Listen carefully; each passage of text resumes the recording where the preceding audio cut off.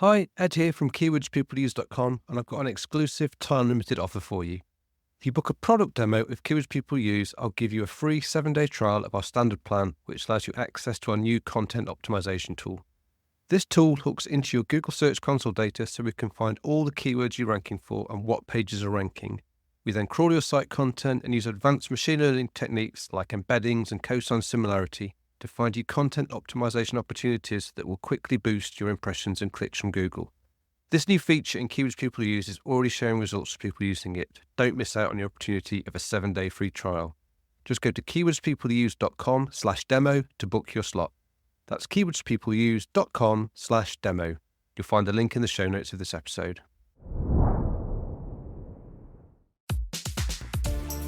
Hello and welcome to SEO is Not That Hard. I'm your host Ed Dawson, the founder of the SEO intelligence platform keywordspeopleuse.com, where we help you discover the questions people ask online and then how to optimize your content to build traffic and authority. I've been in SEO and online marketing for over 20 years, and I'm here to share the wealth of knowledge, hints and tips I've amassed over that time. Hello, welcome back to SEO is Not That Hard. It's me here, Ed Dawson, hosting as usual, and today I'm covering tooltips. And so this isn't tips for tools that I might suggest people use. This is actually about tooltips on web pages. So, the little things you normally something like a question mark, something like that you can hover over, or it's next to something where you can get some additional information just by hovering over it, tooltips. So this is something that's really okay. It's both usability and SEO, but it's one that's really worth talking about. So yeah, let's dive into it. So first of all, let's define what a tooltip is.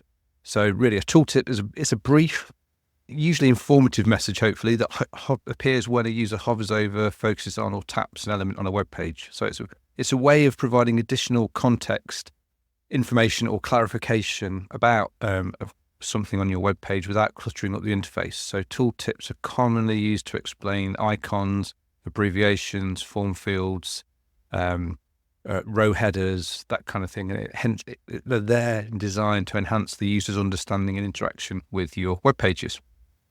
So now you might be thinking, okay, tooltips to improve user experience, but how does that relate to SEO? Well, there's a good question, but while they are primarily a usability feature, they can indirectly influence your site's SEO performance by improving user engagement metrics, which we know is important now, and providing opportunities to include sort of relevant, topically relevant keywords and text on your page. So let's have a look, first of all, why tooltips are good for usability. So first of all, they enhance your user's understanding. So they're there to provide immediate contextual information without requiring users to navigate away from the page to try and find out what's going on. So for example, if you have a complex term or an unfamiliar icon, a tooltip can offer the explanation on the page, ensuring users aren't confused or frustrated. Secondly, they reduce the cognitive load.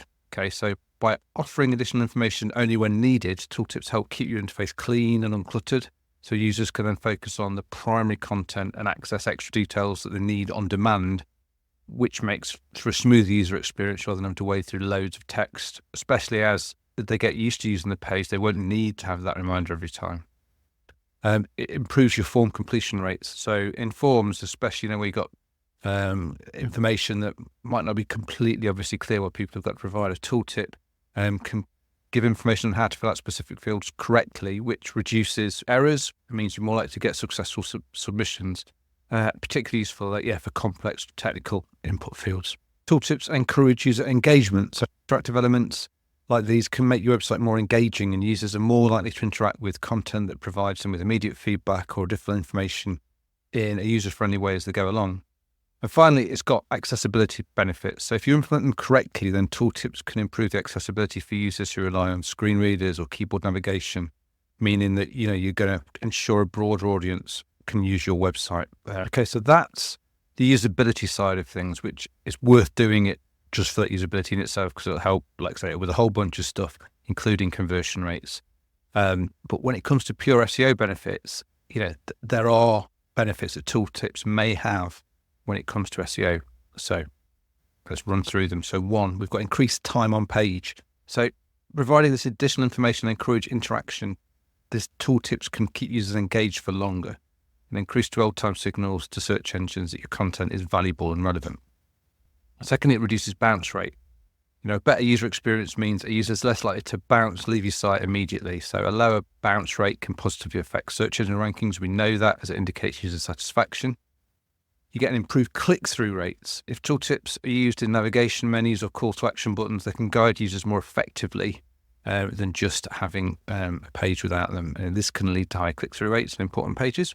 Keywords, tooltips offer that an opportunity to include relevant keywords, phrases, topically relevant that may not fit naturally into the main content of a page. And this can help with your semantic SEO as search engines can then understand more about the context and the relevance of the content on the page because of this tooltip information. We've talked about the enhanced accessibility. Accessible websites often rank better because they cater to a wider audience. So using tooltips correctly can improve your site's accessibility, which can indirectly boost your SEO. And overall, user behavior signals. Positive user interactions, such as hovering over elements, engaging with tooltips, can contribute to favorable user behavior metrics. So these metrics can influence how search engines will perceive your site's quality. So, however, it's important to note that for tooltips to have these SEO benefits, they need to be implemented properly. Search engines primarily crawl static content. So if your tooltips are hidden beyond JavaScript or aren't accessible in HTML, search engines may not index that content. The caveat is, yes, Google does render pages. It does try and do its best with JavaScript. So they may still work if it's all done in JavaScript, but why not do it properly the first time around where it's definitely going to work? Okay, so if I've got you sold on why you should be using tooltips, then here's some best practices for how to implement them in a way that will work best for usability and also for SEO. So first of all, use semantic HTML and ARIA labels.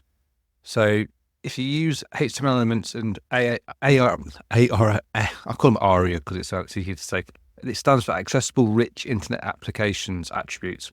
Just Google ARIA and you'll learn all about it. And this will ensure that screen readers, search engines can both access the tooltip content. You'll find loads of examples online of how to do this. Secondly, keep your content relatively concise. Tooltips, there should be valuable information that's directly related to the element that they're associated with. So, keep that text concise so that users can quickly grasp and understand what you're trying to get through to them.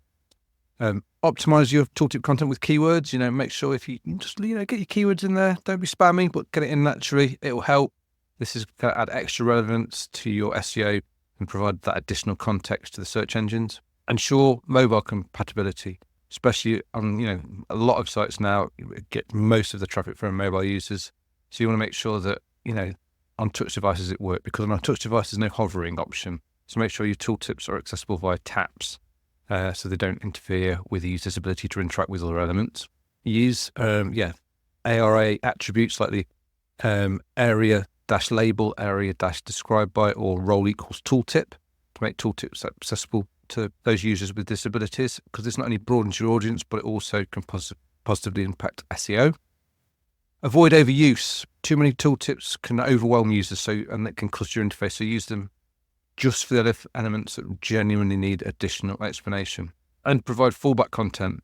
In case JavaScript fails or is disabled, ensure your tooltip content is still available. If that's something complex, then talk to a developer on how to do that. And style. Be consistent with your style. So have a consistent design for tooltips on your site. So once a user's discovered one tooltip, they'll be able to spot where others are on your site. And finally, if you can, monitor user interaction. So you can use analytics tools to track how users have interacted with tooltips. So if you find ones that just aren't needed, it means you could possibly remove them. Or if you find ones where people are having to, continually have to use them, maybe it means you've got some more education you need to do around whatever that topic is. Okay, so for a real world way that tooltips are used, we've actually just updated our content optimization tool that integrates with Google Search Console, because that has got a lot of very technical terms in them, or technical terms that don't necessarily have an obvious explanation if you don't know what they are. So for example, things like similarity on is a column on our for pages and queries and things like that, where we're looking at creating these embeddings, codes on similarity. If you don't know what it means, you want to get the full explanation. So we've got tooltips for that to explain what the similarity is. Also, what's the difference between page position and best query position on, some of these data tables we've got. So all these things now, we've now got tooltips next to them so that people can understand them. Because we were finding when we were doing usability testing that people, although they appreciated that we've got all this data, they didn't necessarily know what each column meant and what it related to. So with this now, tooltips are there so that if people want a reminder or want to learn what each one is, they're there. It's not going to be something that makes a big difference to SEO because, Google doesn't crawl on these pages. This is a web app where it's not publicly accessible. So Google's never going to see it. It's not going to help us SEO wise. But there are other places on the site where we do have tooltips, and that will be helping us with our SEO as well as helping our usability. So that's tooltips, which you may not have ever considered before in terms of an SEO thing. But let's remember they enhance usability, help users with additional context, so without cluttering interface, which can improve user satisfaction, get conversion rates up. It has indirect SEO benefits, so that again, those user engagement metrics help. But obviously, there's also things like the keyword and the context of the text in those tooltips that will help your SEO. It's really key to implement it properly. Use HTML, use that ARIA method of getting it implemented, and avoid the common pitfalls, as in don't hide critical information, don't neglect accessibility, and don't overcomplicate your tooltips. So I hope you found that useful. Any questions, any thoughts, get in touch with me as usual. All the ways of doing that are in the show notes. And until next time, just remember, keep optimizing, stay curious, and remember, SEO is not that hard when you understand the basics. Thanks for listening. It means a lot to me. This is where I get to remind you where you can connect with me and my SEO tools and services. You can find links to all the links I mentioned here in the show notes. Just remember, with all these places where I use my name, the Ed is spelled with 2 Ds.